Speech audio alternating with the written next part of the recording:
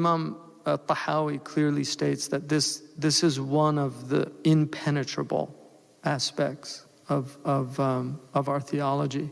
And all the Abrahamic religions grapple with this issue. The evidence for determinism is extremely high.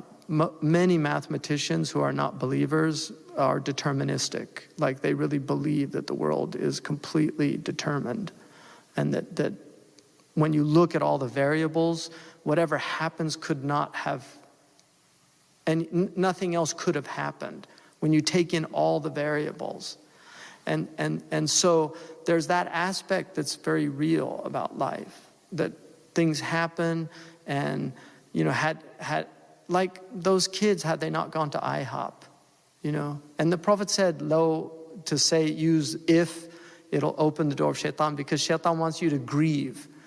But I'm using this as an example. Had those kids had the food inside the masjid, you could think of a million things that could have been different. But when you actually look at the situation, everything came together to create this horrific, perfect storm. Like that person was just right there at that time when those kids were there. And may Allah give them ease and facilitation. Nabra and her family, may Allah give her paradise. She was at the masjid, mashallah, and doing night prayers. But this is one of the things that makes it very difficult for people to understand. Now that man who did that, we believe he was a moral agent, right? He was a moral agent. And so he's responsible for his actions, and that he killed her, and that he did it. So, but God allows, the free will bargain is that God allows these things to happen. Now, one of the things about God is he can bring good out of evil. And so things do happen, and it's very difficult for us to accept it. But there's two views of the world. And in fact, Fakhruddin al-Razi has an incredible taxonomy of people.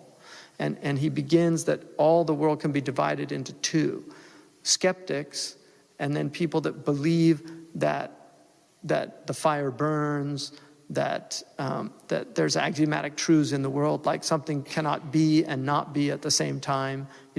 So he divides the world immediately into those two. And then he divides, so there's the skeptics over there. They're just saying, we don't know, you can never know, nobody can ever know.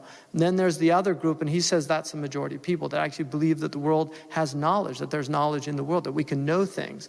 And from those people, there are people that believe in deductive truths, that you can, not just empirical, inductive truths, like empirical, like fire burns, but also that you can actually realize things from universals, and you can argue from universals.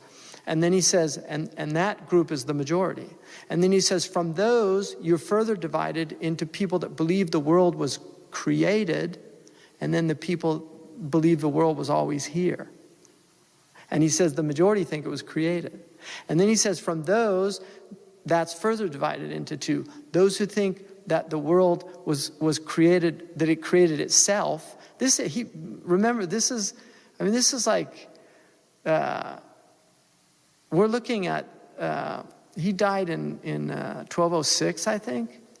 So we're looking at a 13th century scholar that nothing's changed. So we have the same people on the planet. This idea that atheists, they're new, or new atheism. The new atheists are actually far less sophisticated than the old atheists, which is a general sign of the overall deterioration of everything on this planet. So the atheists of the past were actually much more rigorous in their arguing and their reasoning, and they were more, anyway. So then he says, for those who believe the world was created, they're further divided into two: those who believe that there are only sages, and there's no messengers, and he calls those like the Eastern religions, like Buddhism and Hinduism. And then he says, and then the Abrahamic religions that believe there's messengers. And he includes in them the Jews, the Christians, the Muslims, and the Zoroastrians. Even though they're not technically Abrahamic, they were considered people of the book. that we treat them like people of the book. So that's his taxonomy. And so we believe that we will be judged according to our actions. لَهَا مَا كَسَبَتْ وَعَلَيْهَا مَا اكْتَسَبَتْ. The soul has what it earns, and against it are its sins. And we believe, inshallah, Allah will show us mercy, because we want mercy. But we do believe that we accrue our actions and that we earn them. It's called kasb, according to the majority of theologians. Some of the theologians, their more heterodoxic views, actually believed that God, they look at God as more deistic, that God kind of, the Mu'tazilite believed that he created us and gave us power that enabled us to do our own, so we actually created our own actions. The other opinion, which is the Ash'ari and the Salafi position, and they differ on it also. They're closer than the Mu'tazilite, which is that God, the Ash'aris believe that when it says وَمَا تَشَاءُونَ إِلَّا أَن يَشَاءَ اللَّهُ, you don't will except Allah wills, that this is what the coming together of the two wills, that nothing can happen that Allah doesn't allow it to happen. And he actually creates it even though you earn it. And this is the dominant Ash'ari position. The position of the Athari school, which Ibn Taymiyyah and others followed, is that you're doing the action, but Allah is the one that has enabled you. But it's actually your action. So the result is the same, and that's why these are really, the differences to me they're problematic, because the view of the two is the same, that you earn your actions. It's whether or not it's a direct, immediate creation. It's a new creation, and that's where the Ash'aris differ from the Athari. But we believe that we have free will, and that people are responsible, and that they will be judged. And in the end, only Allah can judge people, because there's too many variables. If you look at human history, the vast majority of people, if you look in this country, for instance, people didn't know anything about Islam for a very long time. And now all they know is a distorted version of Islam. So we can't judge people. Like, if you want to say they're kuffar, that's fine, they can have the hukm of kufr. But the kafir is somebody who knows the truth and rejects it. And Imam al-Ghazali was of the view, anyone who's actively searching for the truth is searching, it will be saved, even if they die before getting it. And he says that very clearly in Faisal al-Tafriqah. And he's as orthodox as you can get according to the dominant view. So it's a very difficult one, but you have to believe that you are responsible for your actions. Do not blame things on God.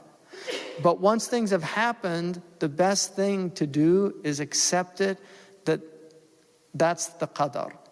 And this relieves you of the burden of like, oh my God, if I only did this or if I only did that.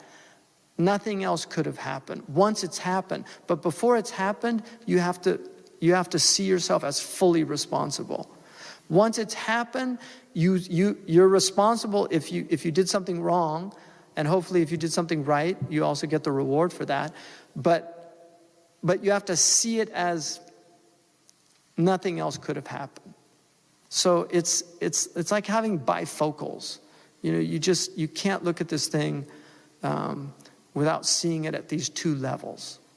Allahu ta'ala alam.